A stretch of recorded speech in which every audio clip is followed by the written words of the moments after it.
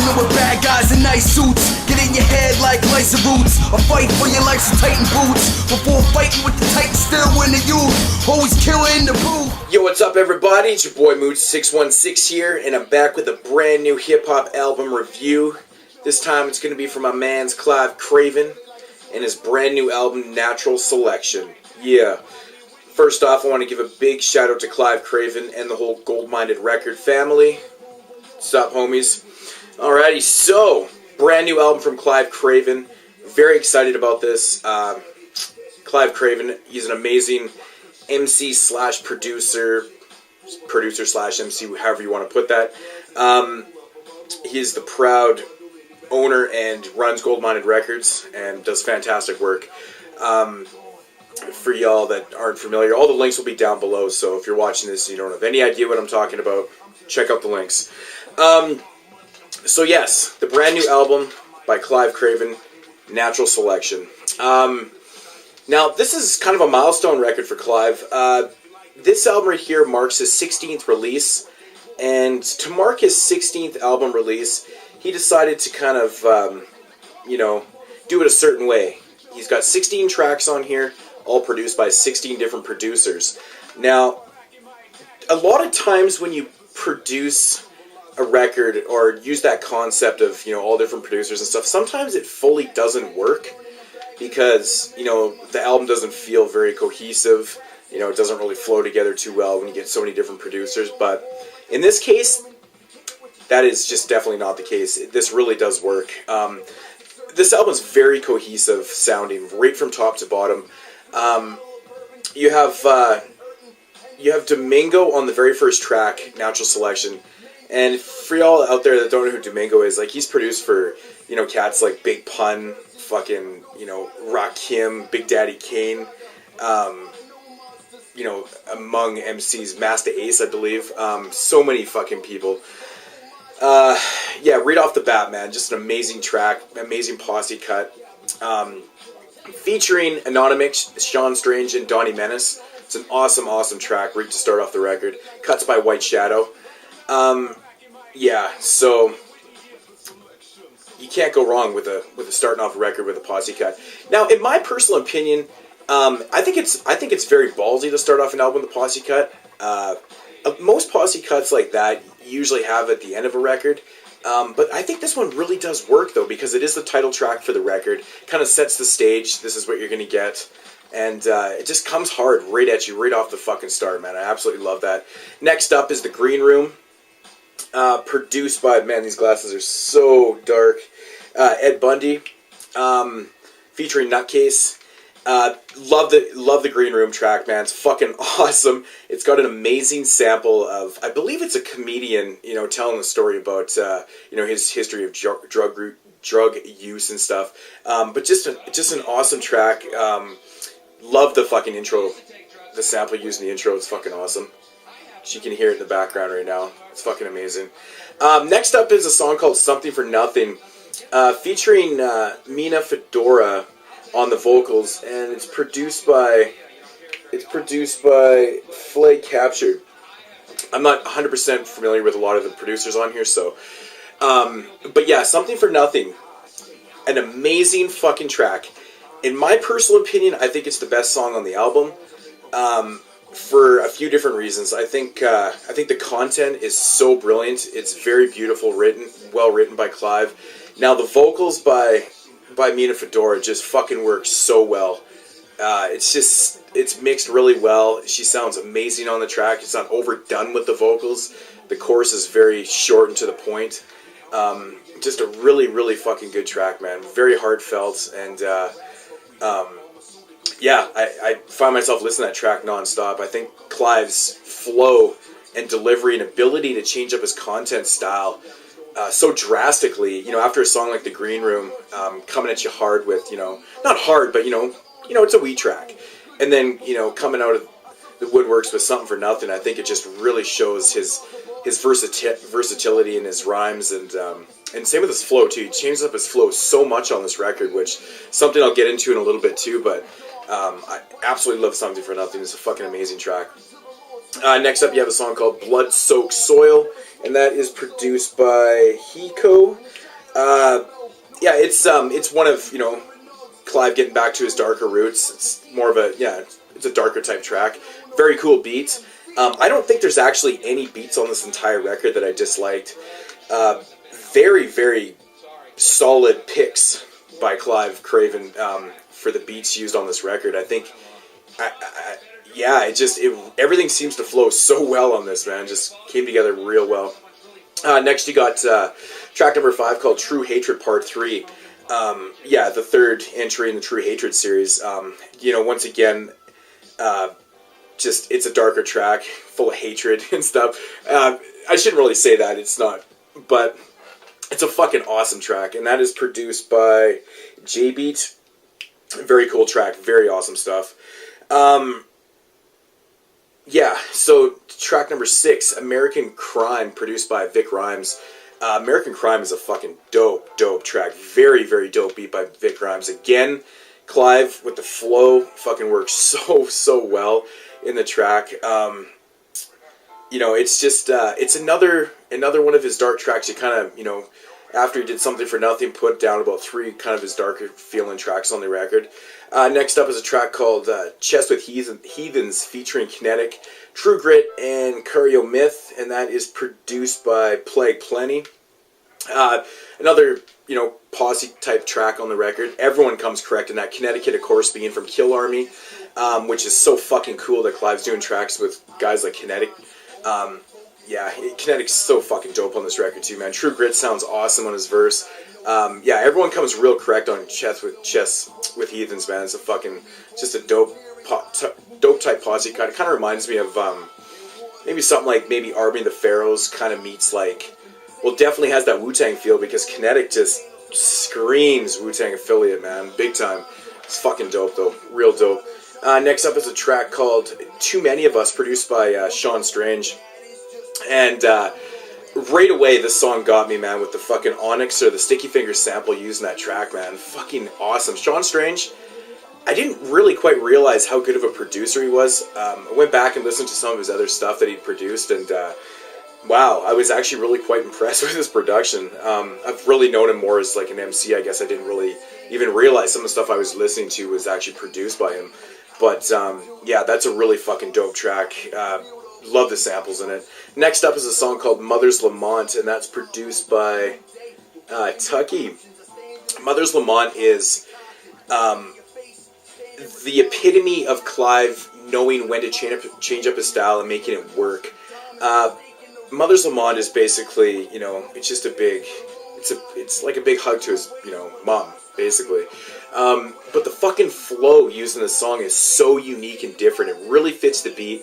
He took that beat and he made it work. There's not too many MCs out there that can actually, do what he did on that track. It's very broken. He basically spits 2 bars, pauses, and then just kind of, repeats that throughout the track.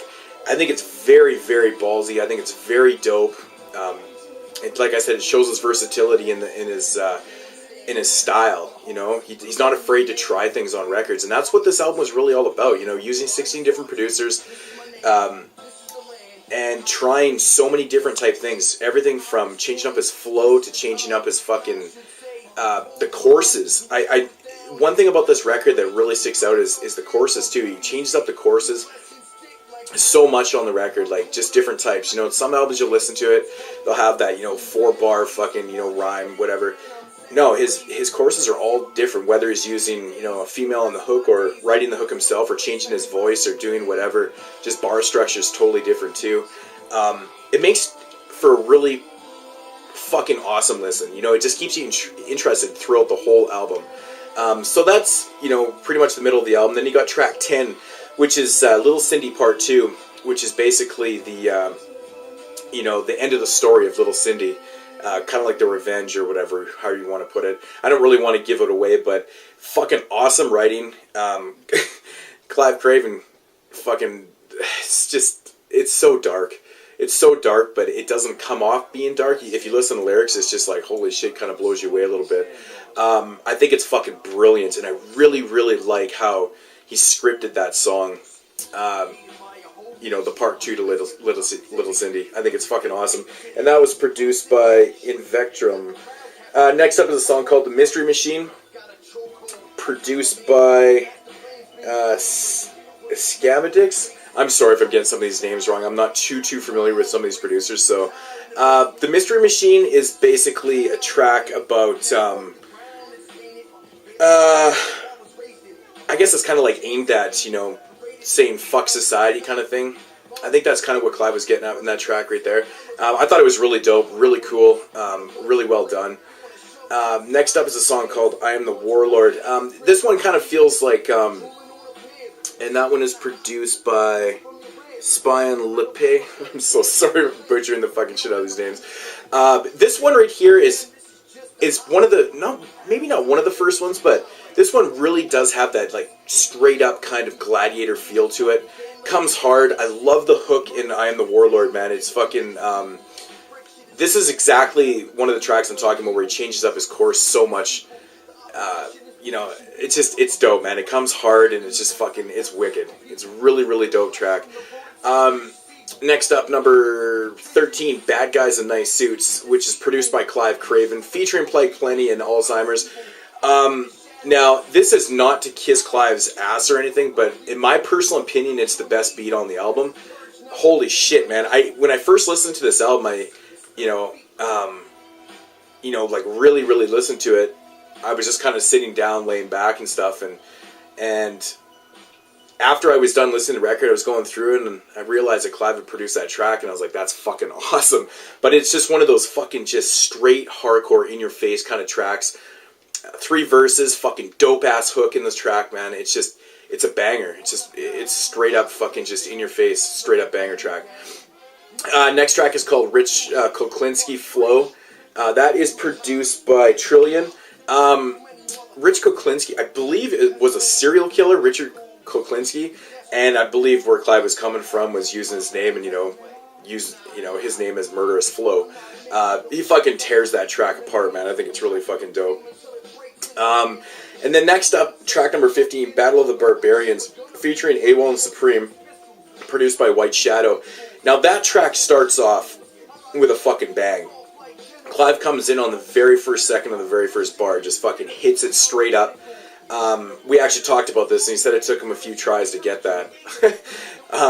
But it sounds really good. It's very Gladiator style, but right hardcore. Like, just the speed of the album just kind of doesn't really pick up here, but it ends the album with a fucking bang, in my opinion. Another really, really dope fucking hook. Battle of the Barbarians has one of the fucking coolest hooks on the album, man. I love the hook on that track. Lyrics are dope. It's unique. It's very unique, and that's what works about it.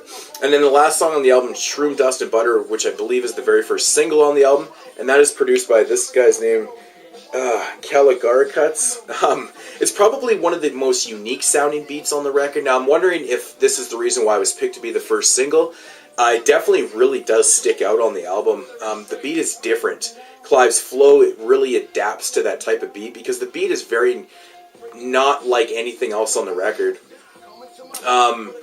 So I'm kind of thinking that's probably why it was used as the first single. I'm not too sure.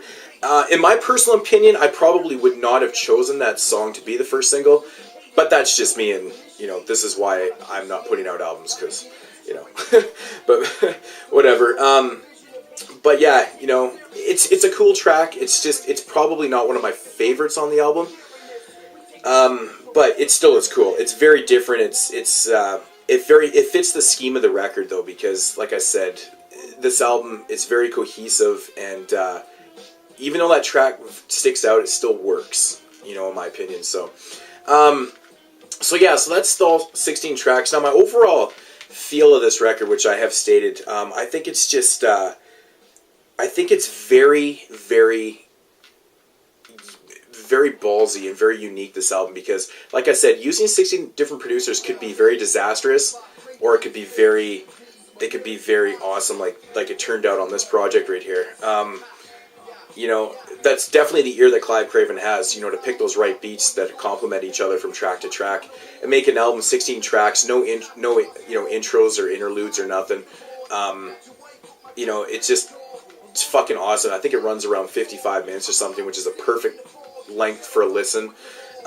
This album does not get boring. Right from Domingo right to the end, it's fucking awesome. This is a really, really good album. I think everybody out there should go and check this out. I'm so looking forward to checking out the rest of Klive's stuff.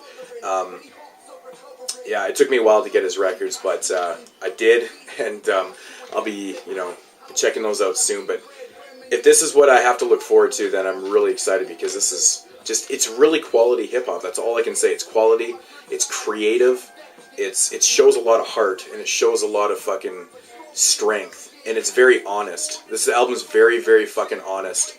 Like I said, Something for Nothing has to be one of the coolest fucking songs. I love everything about that song. In my personal opinion, I think that's a song that actually would be a big track,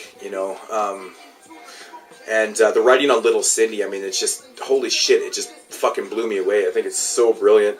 But that's the thing, his content all over this album is so, it's there. He's got things from, songs about his mom to, the story about Little Cindy, and, the weed songs, and you got the posse cuts, and you got the fucking fuck society songs, and you got, shit like that. It just really does work, man. This is fucking amazing. Really awesome album. If I had to rate this album, I'd probably give it a solid, 8.5 out of 10. I don't even know why I'm giving it 8.5 out of 10. I'm not really sure on how to rate this. Maybe even high as 9. Because I just find this to be so entertaining, and that's what I want in a hip-hop record. I want an entertaining album. Yeah, I mean, that's pretty much all I can say about Klive Kraven's Natural Selection record. Once again, everybody out there, go and pick up this record. It's fucking awesome. Love this album. It's really good. Yeah, what can I say, man? Amazing shit. And I don't think I forgot anything. I wanted, I'm sorry if this review went on forever, but I did really want to break down every track, because I just found it so intriguing that every track just was so, memorable. You don't find too many albums anymore that are fucking memorable from track to track. So, but yeah. So definitely go check out Gold-Minded Records. This album's up for sale. Yeah. Klive Kraven, Natural Selection, a fucking awesome album. Love the cover art. If you can see that, hopefully there's no glare there, but it's fucking awesome. And yeah, that's gonna do it. Oh, I didn't actually even say. I think in the song, what was it? Yeah, the Rich Kuklinski flow. Because I went on about tracks, or about how cool his hooks were in the album. Well, that song actually doesn't have one, which I think really works. I just forgot to mention that. I think it really does work for what he was trying to do. He was kind of trying to murder you with his lyrics, right? No time to pause for a chorus. I think that was really fucking cool. But yeah, I'm done. I'm done talking about this album. Go pick it up, people. It's fucking awesome. I really, really highly recommend this album. And yo. So thank you for watching and subscribing, peoples. I really do appreciate it. I'll try to get back to comments as fast as I can. Once again, Klive Kraven's Natural Selection, album number 16. Go support it. Support Klive. He's an awesome guy. Support Gold-Minded Records. They're doing big things. Peace. I'm out of here, guys.